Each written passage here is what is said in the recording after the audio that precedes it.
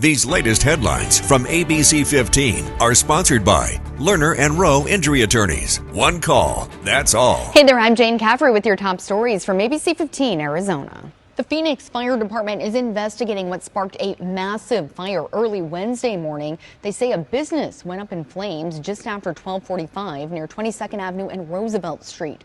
Crews on scene were fighting the blaze from the inside out when they discovered chemicals inside the business and called in the hazardous materials team. Thankfully, no one was hurt, but an investigation into what caused the fire is underway. An update, police arrested the person who shot and killed a man in the Tempe Marketplace parking lot. Police arrested 20-year-old Fernando Gallegos and charged him with a first-degree murder in the death of 19-year-old Dominic Basinger. On Monday, police say Basinger and his girlfriend were meeting up with the suspect to complete an online transaction when he was shot and killed. Gallegos is facing several charges, including armed robbery. More trouble for the Grand Canyon. Park officials announcing the South Rim overnight lodging is closing this weekend, all because of several water line breaks. This after issues were found with the Trans Canyon water line, which is currently undergoing rehabilitation. For you, this means starting Saturday, the hotels will stop overnight accommodations. We're told you're welcome to dry camp, but fires will not be allowed on the South Rim or at any Inner Canyon area. We called, and the Red Feather Lodge and the Grand Hotel are not affected.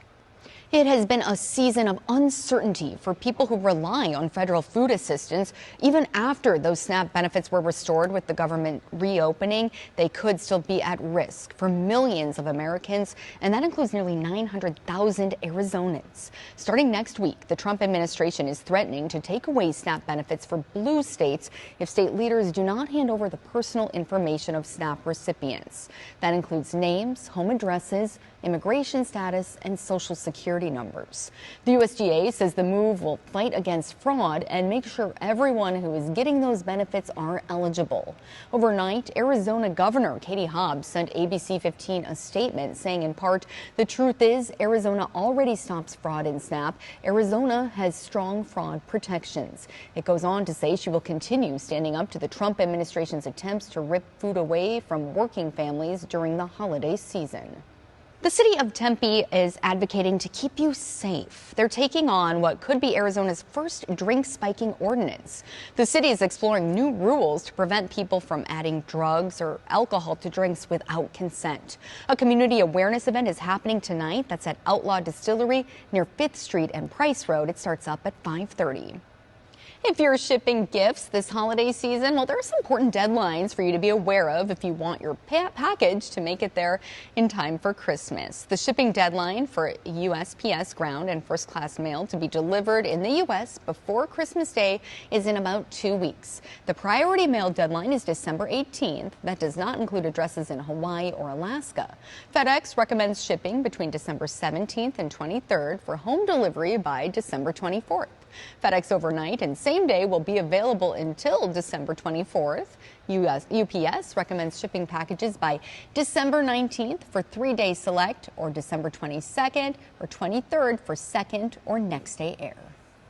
A new Jaguar has been discovered in southern Arizona. Look at this. The University of Arizona Wildcat Research and Conservation Center photographed that big cat on 3 different days last month.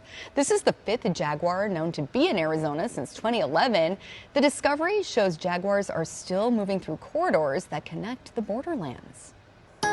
Rain and snow falling across Arizona today. I'm Chief Meteorologist Amber Sellens. There's that latest storm system clipping through northeastern Arizona, just an inch or two in some of our highest elevations with the snow forecast through tonight. Then this clears out and some cold air settles in behind it from the north. We've got freeze warnings overnight for areas east of the valley. This does include Pumpkin Center and some of those higher elevations just to the east of the Phoenix metro area. That warning tonight into tomorrow morning. And then for southeastern Arizona, it's going to be 2 to 9 a.m. Friday morning, where temperatures could drop below the freezing point of 32 degrees. Here in the valley, not quite that cold, but still a chilly start tomorrow. 43 degrees at 6 a.m., 51 at 9, and 62 at noon. Our high tomorrow, 66, is 3 degrees below average, and we're going to keep temperatures just a little bit below average to end the week and start the weekend as well.